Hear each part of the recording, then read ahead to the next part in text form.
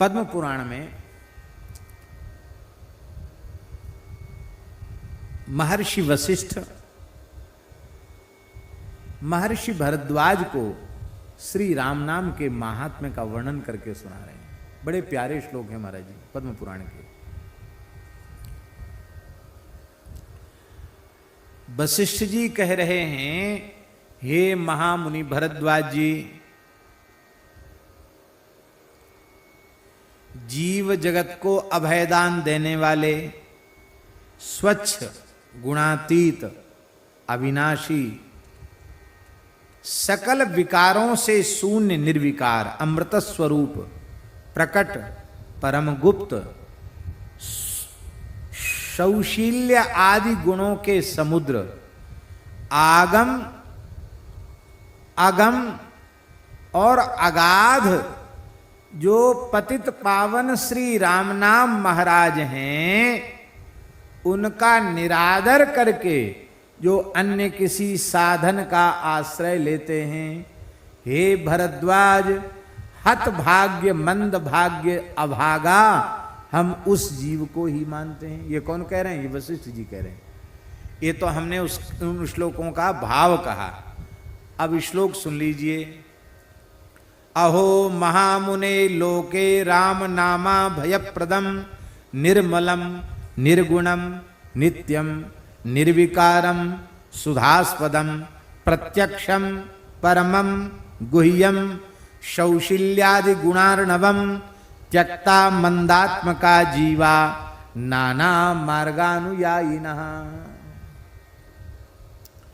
इसलिए यत्र तत्र स्थितो वापि संस्मरेन्नाम मुक्तिदम सर्व पाप विशुद्धात्मा सगच्छेत परमांगतिम। भगवान वशिष्ठ कह रहे हैं, हे भरद्वाज, शुद्ध हो अशुद्ध हो, कहीं हो कोई स्थान हो, कहीं भी बैठ करके जो श्रद्धा पूर्वक राम नाम का स्मरण करता है, वो सारे पाप तापों से विनिर्मुक्त हो करके भगवान श्री राम के परम धाम को प्राप्त करता है। इसमें कोई संशय नहीं है। कितने महात्मा ऐसे शमशान में बैठ के राम राम जपते हैं। हाँ, एक कन्हैया जी करके एक संत थे, वो कराची शहर, उस समय भारत का विभाजन नहीं था, कराची शहर का श्मशान था बड़ा भारी। उसमें एक भक्त थे ठाकर सिंह भाई, उनको साथ लेकर जाते। वो उनसे आयु में थोड़े बड़े थे और दोनों लोग रात को वहीं बैठ के भजन करते थे। एक बार उन्होंने कहा, श्मशान में क्यों भजन करते हो? बोले, देखो श्मशान में नींद किसी को नहीं आएगी डर के मारे, और यहाँ मुर्दा जल रहे हैं, लोग रो रहे हैं, गा रहे हैं, तो लोगों को वैराग्य भी बना रहता, तो वैराग्य भी रहेगा और भय के मारे नींद नहीं आएगी। इसलिए बोले राम राम यहाँ बैठ के जपते हैं। उन्होंने कहा, आप अकेले आ जाए करो, हमको संग में क्यों लाते हो? तो बोले, देखो धूना में एक लक्कड़ चैतन्य नहीं रहता, लक्कड़ के सारे लक्कड़ रहता है तो चैतन्य रहता है। इसलिए तुम साथ में रहते हो तो मन लगा रहता भजन में, लो लगी रहती नाम की। महात्माओं के कैसे कैसे उपाय हैं, लेकिन आप वैदिक कर्मकांड सब जगह नहीं कर सकते, उसके लिए स्थल का विचार करना पड़ेगा। मोहानलोल्लसज्ज्वाला ज्वलल्लोकेषु सर्वदा श्रीनामाम्भोदच्छायायां प्रविष्टो नैव दह्यते। कितनी बढ़िया बात वशिष्ठ जी कह रहे हैं। कहते, मोहरूपी अग्नि में सारा संसार जल रहा है, जो राम नाम रूपी मेघ की छाया में आ जाता है वो शीतल हो जाता है, मोह की अग्नि में नहीं जलता है। राम नाम ही शीतलता देने वाला है। राम नाम जपा देव राम रूपस्य साम्यताम याति शीघ्रम न संदेहो सत्यम सत्यम बचो मम। वशिष्ठ जी कह रहे हैं, हे भरद्वाज जी, प्रेम पूर्वक आसक्ति पूर्वक तन्मय होकर के जो राम नाम का जप करता है, वो राम जी के ही समान हो जाता है, इसमें संशय नहीं है, नहीं है, नहीं। महाराज, राजस्थान में महात्माओं ने, राम स्नेही परंपरा के संतों ने केवल और केवल राम नाम जप के वो काम किए जो काम ईश्वर के अतिरिक्त कोई दूसरा नहीं कर सकता, और राम नाम के द्वारा वो सब काम किए। हम लोग खेड़ापा गए थे, कैसी कैसी बातें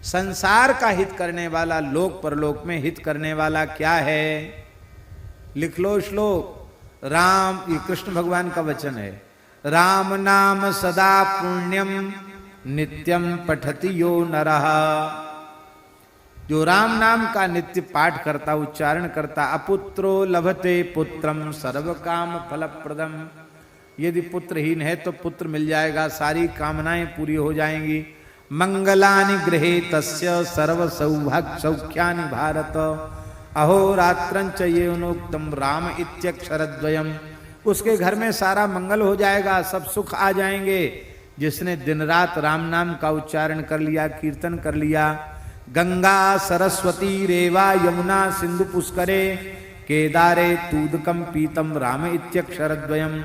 उसने गंगा सरस्वती नर्मदा यमुना सिंधु पुष्कर केदार सब में स्नान कर लिया, सबका जल पी लिया जिसने राम नाम का कीर्तन कर लिया। अतिथे पोषणं चैव सर्वतीर्थावगाहनम सर्व पुण्यम समाप्नोति राम नाम प्रसादता। उसने अतिथियों का पोषण कर लिया, सब तीर्थों में स्नान कर लिया और उसने संपूर्ण पुण्य कर्म कर लिए जिसने राम नाम का स्मरण कर लिया। सूर्य पर्वणि कुरुक्षेत्रे, उसने सूर्य ग्रहण के समय कुरुक्षेत्र में और कार्तिक की पूर्णिमा को वहां जाकर क्रौंच पर्वत पर कार्तिकेय जी का दर्शन कर लिया जिसने राम नाम का उच्चारण कर लिया।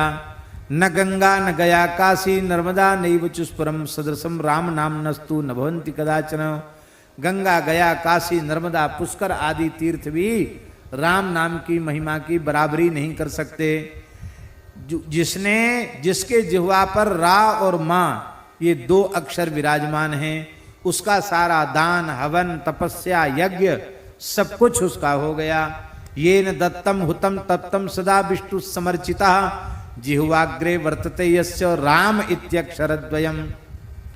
उसने माघ स्नान कर लिया, उसने गया में पिंडदान कर लिया, उसने सब कुछ कर लिया जिसने राम नाम का उच्चारण कर लिया। माघ स्नानम कृतं तेन गयायाम पिंडपातनम सर्वकृत्यम कृतं तेन यौनोक्तम राम नामकम। उसके सारे पापों का प्रायश्चित्त हो गया। प्रायश्चित्तम कृतं तेन महापातकनाशनम तपस्तप्तम च यौनोक्तम राम इत्यक्षरद्वयम्। और सुन लो, चत्वारः पठिता वेदा, चारों वेदों का पाठ हो गया। सर्वे यज्ञाश्च याजिता, सारे यज्ञ हो गए। त्रिलोकी मोचिता तेन राम इत्यक्षरद्वयम्। उसने तो तीनों लोगों को मुक्त कर दिया जिसने राम नाम का उच्चारण कर लिया। इसलिए हे अर्जुन, इस धरती का सबसे बड़ा तीर्थ राम नाम ही है। भगवान श्री कृष्ण कह रहे हैं, अर्जुन धरती का सबसे बड़ा तीर्थ राम नाम है। राम सहज श्वास तीर्थ बहे सहजो जो को न्याय पाप पुण्य दो जरे हरिपद पहुँचे जाए। ऐसी राम नाम की महिमा है। अर्जुन ने पूछा, महाराज एक बात और बता दो, अब फिर हमारा समाधान हो जाए। बस 2-3-4 श्लोक और बोल देते हैं, बस एक बात और बता दो। क्या? बोले अभी तो द्वापर चल रहा है, आपका धराधाम छोड़ते ही, आपके धराधाम छोड़ते ही कलयुग आ जाएगा। सर्व साधन बाधक, सारे साधनों को नष्ट करने वाला कलयुग आ जाएगा। सारी धरती म्लेच्छाक्रांत हो जाएगी। यदा म्लेच्छमयी पृथ्वी भविष्यति कलौ युगे किंकरस्येत लोकोयम पतितौरवालय। सब नियम धर्म कर्म आचार विचार सब भ्रष्ट हो जाएगा। सारी धरती म्लेच्छ बहुल हो जाएगी। ऐसी स्थिति में बेचारा जीव अपना कल्याण कैसे करे? भगवान श्री कृष्ण ने कहा कि देखो, तुमने जो कुछ कहा है वो सर्वथा सत्य कहा है, इसमें किसी भी प्रकार का कोई संदेह नहीं है। श्री सीताराम जी महाराज की जय। विराजो, आप भी बैठो, वो भी बैठ जाए, बैठो विराजो।